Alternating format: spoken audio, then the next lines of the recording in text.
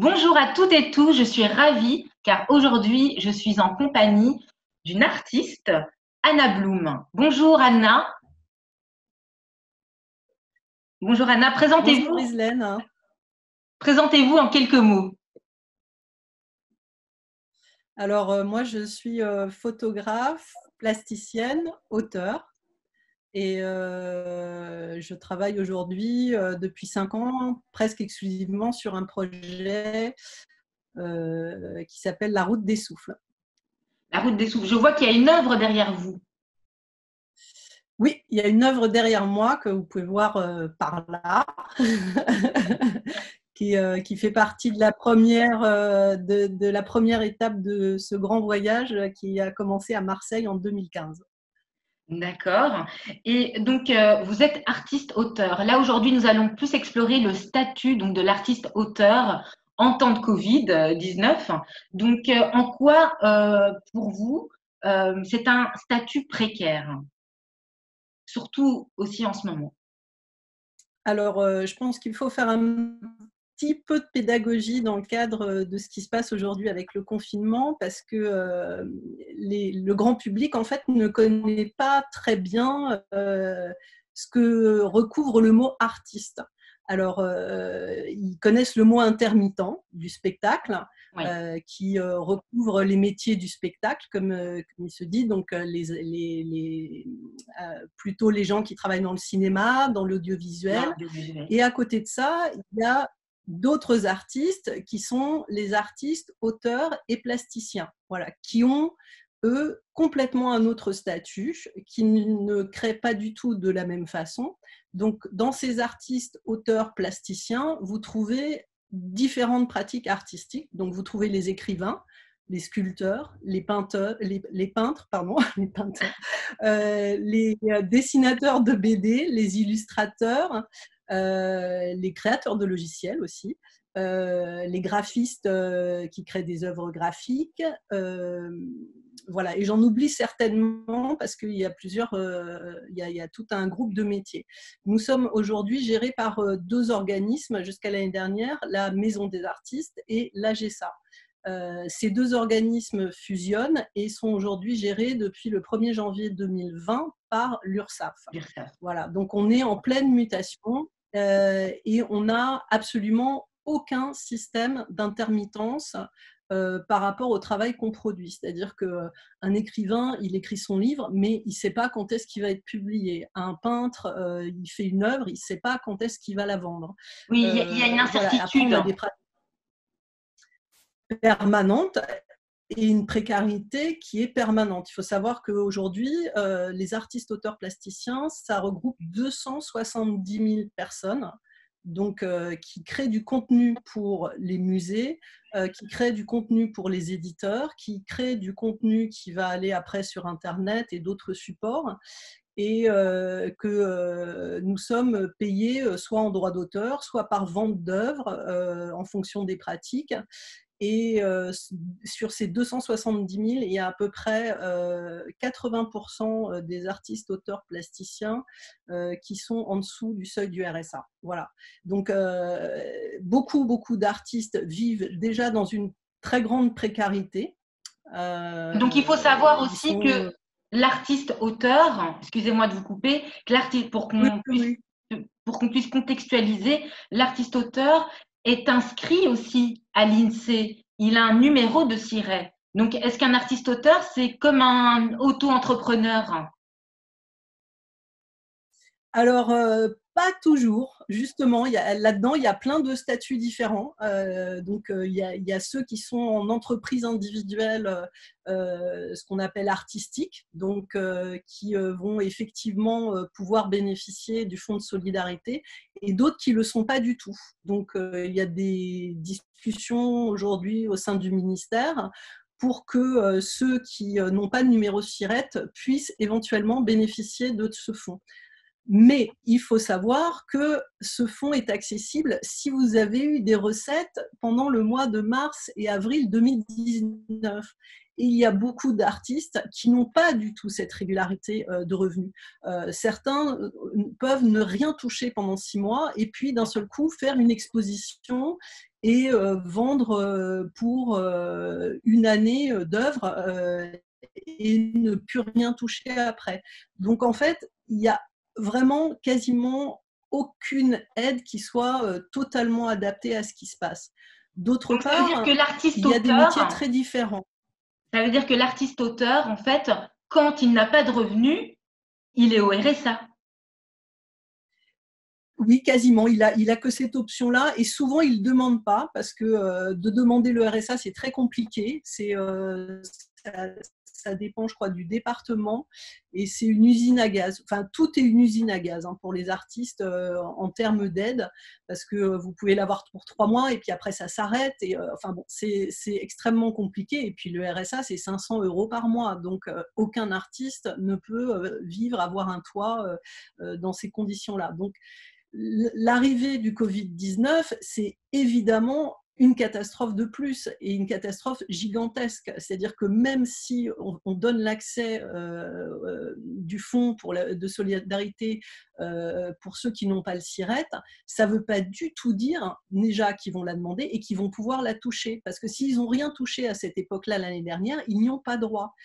Donc, je ne sais pas très bien, à part le revenu universel, ce qui pourrait sauver les artistes ou une refonte totale d'un système d'intermittence qui ne peut pas être pensé dans l'urgence. Mais moi, je ne suis pas du tout sereine par rapport au devenir de ces 270 000 personnes. Et donc, vous êtes concerné par ce statut d'artiste-auteur. Comment faites-vous dans votre quotidien aujourd'hui en temps de Covid-19? Comment créez-vous? Comment est-ce que vous avez des opportunités? Enfin, comment vous arrivez à vivre de votre passion? Alors, je vais parler de mon cas personnel parce que je pense que chaque artiste va vivre les choses de façon différente. Alors, moi, je me trouvais dans un centre d'art alternatif à Montpellier le vendredi 13 mars. Donc, j'ai eu cette chance et ce malheur à la fois parce que je déjeunais avec le directeur de ce centre et son partenaire est arrivé en disant voilà, tout s'arrête. Là, maintenant, demain, on est fermé. Donc, mes amis artistes avec lesquels j'étais m'ont proposé de rester. Ils m'ont dit, bah, de toute façon, quitte à être bloqué sans pouvoir travailler, autant que tu restes ici. Donc, bon, on a cette chance, nous, les artistes, d'être un peu décalés par rapport à la vie salariale. Donc, on a profité de ce moment-là. Je suis restée à Montpellier pendant 3 semaines, puisque j'étais avec une artiste que je connais bien pour créer quelque chose. Voilà. Donc, ça nous a désangoissés. On a créé un projet. Ce projet, on ne sait absolument pas quand est-ce qu'on va pouvoir le présenter. Ou le viabiliser entre guillemets dans un centre d'art. Pour ça, il faudrait qu'on trouve un budget, il faudrait qu'on trouve un endroit. Voilà, ça nous a occupés. Maintenant, cette boîte, elle est fermée. On ne sait pas, c'est un peu comme un écrivain, il a écrit son bouquin, il ne sait pas si ça va prendre 1 an ou 10 ans pour publier son livre. Donc ça a été mes 3 premières semaines, ce qui m'a permis de me désangoisser un petit peu par rapport à la situation. Et puis, je suis rentrée sur Paris, où je suis basée. Et là, j'ai repris une activité, on va dire, plus solidaire par rapport aux autres artistes, puisque je me suis, à travers mes actions et ma prise de conscience sur la difficulté des artistes d'exister dans cette société, engagés dans différents groupes de réflexion, qui soient syndicales ou des collectifs d'artistes. Et depuis que je suis rentrée, en fait, pour moi, ce n'est pas du tout une période de création. C'est-à-dire que en tant que citoyenne, j'attendais, je pense qu'on est dans une situation de société où il faut remettre beaucoup de choses à leur place. Les inégalités n'arrêtent pas d'augmenter, cette espèce de consumérisme permanent. Donc moi, au niveau humain, j'attendais finalement pas une catastrophe comme ça, mais presque pour que les choses soient renégociées au niveau de la société. J'espère que ce sera une société plus solidaire qui naîtra de ça. Mais Au niveau créatif, à part ma période à Montpellier, quand je suis rentrée à Paris, j'ai pas du tout. Mon urgence, ça a été de créer des sites solidaires pour vendre nos œuvres. Parce D'accord. que finalement, n'ayant pas droit au fonds, le plus difficile, on ne peut pas créer dans l'urgence comme ça en permanence. Enfin, certains peuvent, hein. Moi, c'est compliqué. Et puis, aboutir une œuvre, moi, je travaille sur la lenteur, c'est un mouvement de l'intérieur vers l'extérieur, donc c'est pas immédiat. Donc, je me suis occupée avec le hashtag Les Amis des artistes et Isabelle de Maison Rouge, qui est commissaire d'exposition, à inviter tous les autres artistes à vendre une œuvre sur Instagram. Super. Voilà, donc en fait, à chaque fois, l'artiste touche 70% de la valeur de l'œuvre qu'il met en place. La règle du jeu, c'est de mettre 3 œuvres, dont une à 500 € ou moins de 500 € et le reste à sa cote, c'est-à-dire chaque artiste a sa cote en fonction du temps qui passe. Il n'y a que lui qui peut évaluer le prix de son œuvre. Et 30% vont à un fonds solidaire qui sera redistribué. Alors, la première cagnotte a été donnée à la Fondation Antoine de Galbert, qui, lui, le redistribue à des associations et des artistes qui en ont le plus besoin. Après, ça a été la Maison de la Solidarité de la Maison des Artistes. La prochaine cagnotte, je ne sais pas. En tout cas, il y aura à chaque fois un fonds solidaire. Et Donc, puis, vous avez sensibilisé plusieurs associations, fondations, pour pouvoir mettre en connexion ces institutions avec les artistes, en fait. C'est comme ça que vous avez alors, procédé? moi, je ne suis pas à l'initiative de ce projet. C'est Isabelle de Maison Rouge et quelques autres passionnés qui ont mis ça en place. Comme je suis assez proche de ce réseau-là et d'elle, j'ai fait en sorte d'en faire la publicité auprès d'autres artistes pour que d'autres artistes qui n'ont pas droit à ces fonds et qui n'auront pas droit à aucune distribution puissent au moins vendre leurs œuvres et solliciter des collectionneurs ou des amateurs qui voudraient aider des artistes pour acheter une œuvre. Voilà. Et ça porte ses fruits, ça fonctionne? Alors, la première cagnotte était fixée à 4 000 € au niveau solidaire. Elle a atteint 8 000 €. Donc, D'accord. et la deuxième cagnotte est en cours et je pense qu'ils vont pérenniser cette histoire-là tant qu'elle dure. Donc, ce sont des artistes reconnus, d'autres moins, d'autres qui sont en galerie. C'est ouvert à tous. Il n'y a pas de sélection. Donc ça, c'est le côté intéressant. Et après, j'ai participé à une autre action solidaire d'un collectionneur qui s'appelle Smarty Art et qui, lui, avait déjà fait une sélection d'artistes il y a déjà une année passée et qui a sollicité une centaine d'artistes pour vendre nos œuvres à petit prix. Donc, ça veut dire qu'on a fait beaucoup d'efforts sur des petits formats, mais c'est pareil, ça a trait, son réseau étant assez important, il y a eu des ventes. Et il a pris que 6% sur ces ventes-là. Donc, ça a permis à ces 100 artistes de vendre quelques-unes de leurs pièces. Voilà. Bah écoutez, vous êtes très active, c'est d'un point de vue solidaire, c'est très intéressant, ce sont des très belles initiatives. Bravo pour cela. Ensuite, on va reparler un peu des aides de l'État, surtout pour les personnes en fait qui n'ont pas forcément accès aux informations. Donc, j'ai pris connaissance des aides que la SCAM propose, que la SACEM aussi propose, que la SACD et donc l'État, ce fameux fonds de solidarité, donc pour les personnes qui ont un numéro de tiret ou en fonction de leur entre guillemets chiffre d'affaires. Qu'en pensez-vous de ces aides-là? Alors, moi, je me suis